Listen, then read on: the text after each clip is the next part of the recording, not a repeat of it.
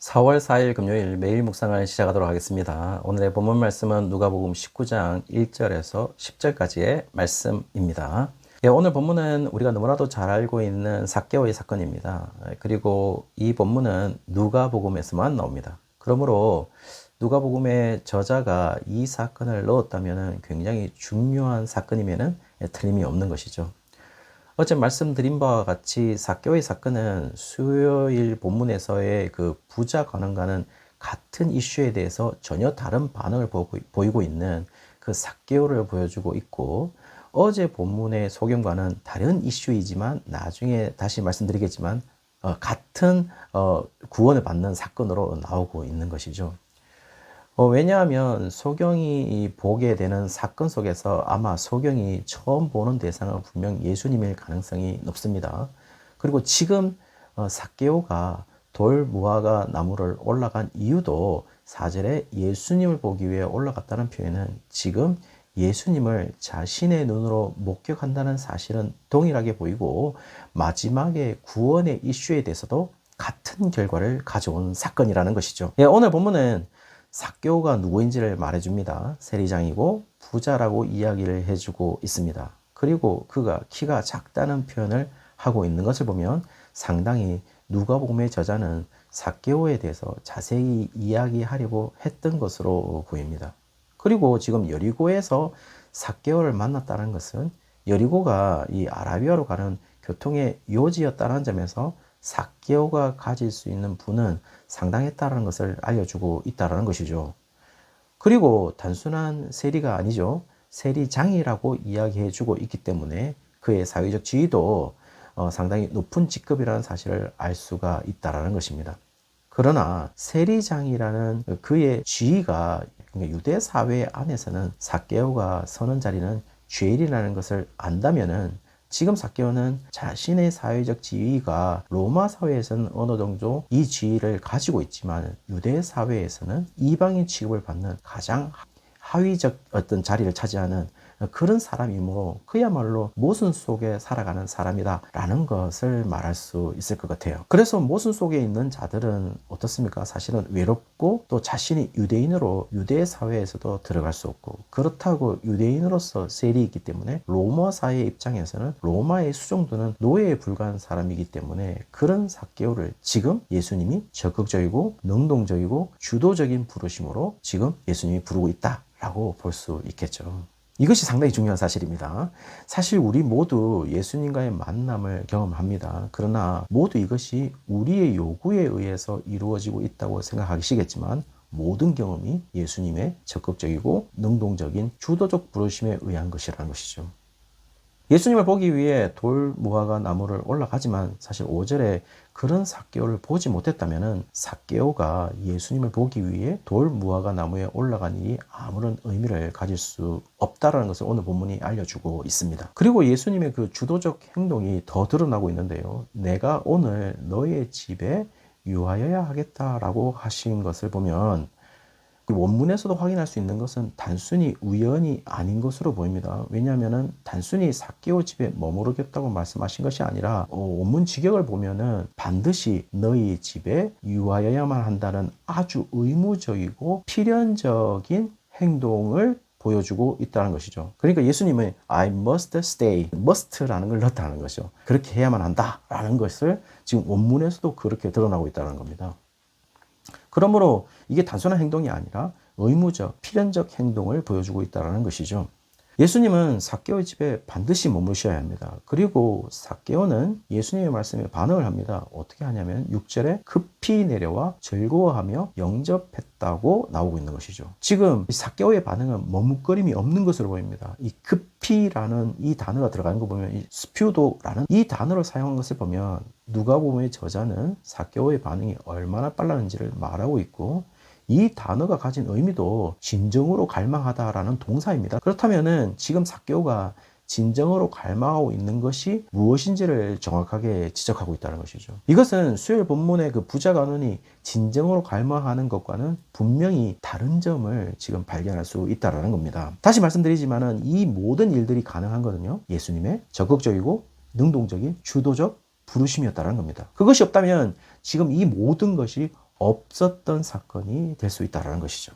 그리고 이제 결과물이 나오기 시작하는데요. 삭개오가 예수님과 자기 집에 들어가 식탁의 교제를 나누면서 또는 나눈 후에 예수님에게 이야기하는 내용은 뭐였냐면은 자신의 재산의 절반을 가난한 사람에게 주겠다라는 것이었고요. 만일 다른 사람의 것을 속여서 얻은 것이 있다면 제가 4배로 갚겠습니다. 라는 이야기였어요. 이 보상의 내용은 사실상 율법에 기초한 것으로 보이지만 랍비의 교훈에 의하면 구제의 경우에는 소유나 수입의 5분의 1이면 충분하다는 것이었습니다. 이것이 랍비의 교훈인데요. 만약에 지금 이 삭개오가 내가 가난한 자에게 재산 절반 2분의 1을 주겠다라는 것은 랍비의 교훈을 넘어서는 것이죠. 그리고 직무상 부당하게 취한 것에 대한 보상으로서 레위기 6장이나 민수기 5장에 나타나는 것을 보시면 역시 5분의 1을 덧붙여서 보상하도록 되어 있습니다. 단 양을 도둑질했을 때 4마리로 갚은 그 규정을 지금 삭개오는 모든 것에 적용하고 있다는 것이죠.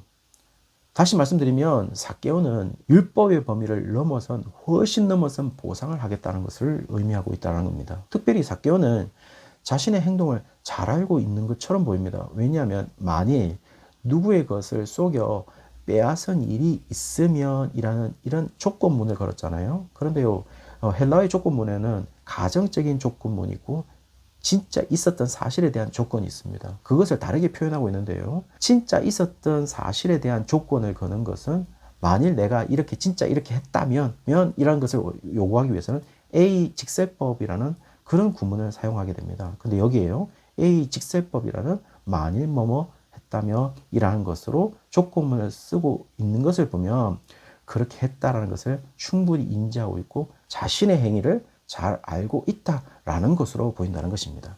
그리고 그것을 지금 헬라어상의 표현으로서 예수님께 지금 토해내고 있는 것이죠. 그리고 나서 삭개오의 구원을 확정하고 이 사람이 아브라함의 자손이라고 이야기를 합니다.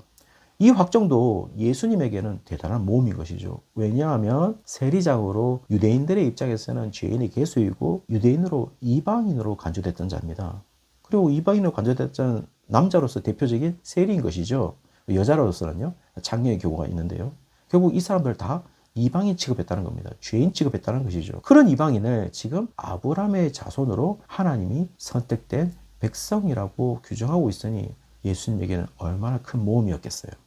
엄청난 리스크를 가지고 있는 것이죠. 그리고 이런 역사들이 하나님의 구원의 큰 계획에서 죄인을 부르러 온 것에 대표적인 사례로 이 삭개오 사건을 들고 있는 것이다 라고 볼 수 있을 것입니다. 지금 본문에서 삭개오에 대한 여러 가지 해석들이 존재합니다. 자세히 보시면은 다수의 사람들이 생각하는, 특별히 유대인들이 생각하는 삭개오도 나오고 예수님이 생각하는 삭개오가 극명하게 대조를 이루는 것을 볼 수가 있습니다. 불특정 다수가 생각하는, 특별히 유대인들이 생각하는 삭개오는 그냥 죄인에 불과한 사람이고 세리로서 유대인들에게 고통을 주는 사람으로 해석이 됩니다. 그리고 그런 고통의 힘으로 오히려 부를 축적한 사람으로서 해석이 가능한 것이죠. 그러나 지금 예수님은 삭개오를 그렇게 해석하는 것이 아니라 예수님의 주도적 행동이 필요한 한 명의 죄인으로 해석되고 있다는 것이죠. 그리고 그 불특정 유대인들이 생각하는 삭개오에 대한 해석은 삭개오에게 어떤 변화도 일으키지 않지만 오직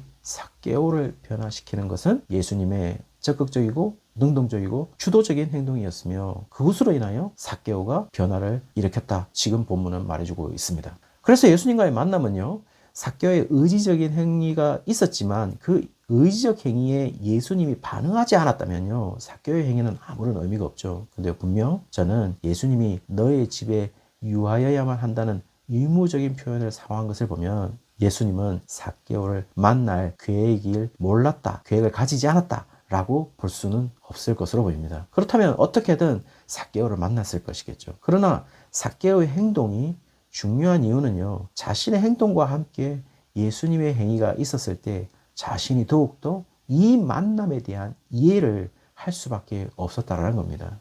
만약 삭개오의 이런 행동 없이 예수님의 주도적 행동만 있었다면 삭개오는 왜 예수님이 자신에게 이렇게 행동하는지 삭개오는 이해를 전혀 하지 못했을 것입니다.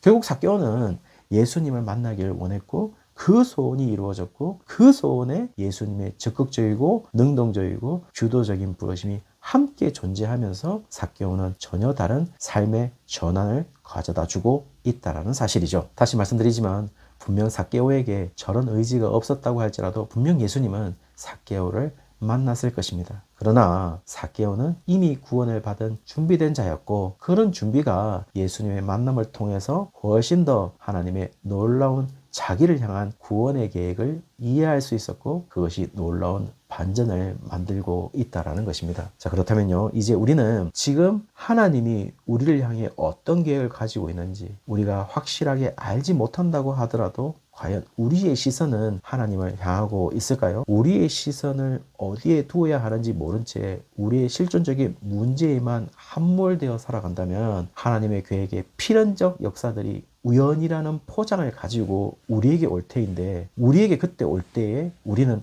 하나님의 계획의 필연적 역사들이었다고 받아들일 수 있을까요? 그렇지 않을 것입니다.